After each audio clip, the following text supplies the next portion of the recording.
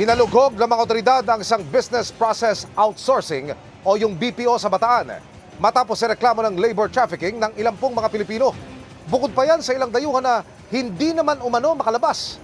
Nakatutok si Salima Refran.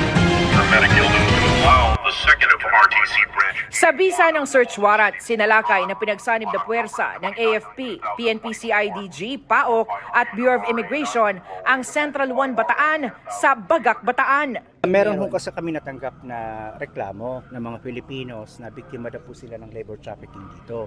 Ngayon meron din pong mga foreign nationals na nandito sa loob na hindi makalabas. Rereklamo yung mga foreign nationals na wala silang liberty na lumabas rito at umikot. So parang merong indications of labor trafficking dito kasi kontrolado yung movement ng mga foreign nationals.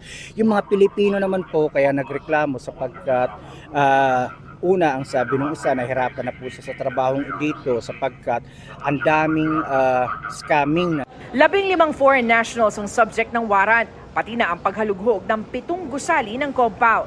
Hile-hilerang mga computer, mga cellphones at mga devices yung nakita dito sa work area ng sinalakay na BPO dito sa Bagak, Bataan. Pero kaiba dun sa mga sinalakay noon ng mga pogo, ang mga empleyado dito, karamihan, mga Pilipino. May mga nakuha rin mga SIM cards at iba't ibang mga gadgets. Dadaan ang lahat ng ito sa forensic examination ng mga otoridad. Isang BPO business process outsourcing ito at hindi isang internet gaming licensee.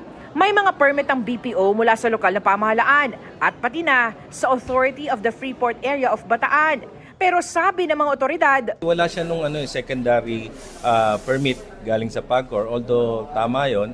BPO siya, tapos binigyan siya ng permit ng yung tinatawag nating investment promotion area. Kailangan pa rin ng secondary permit coming from the PAGCOR. nang suriin ng ilang mga computer, nakita ang naglalakihang mga halaga. Online scams, primarily sports betting scam. Ang lahat ng ito itinatanggi ng CEO ng Central 1 Bataan. Not true. We are running a business. We are complying to DOLE. Nothing to hide. We are just a business services support company. Wala po kaming scam na nagagawa po dito.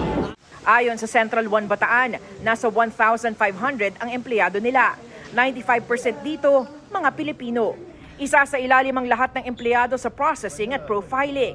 Aalamin naman ang immigration status ng mga dayuhan. Para sa GMA Integrated News, Salima Refran, nakatutok 24 oras.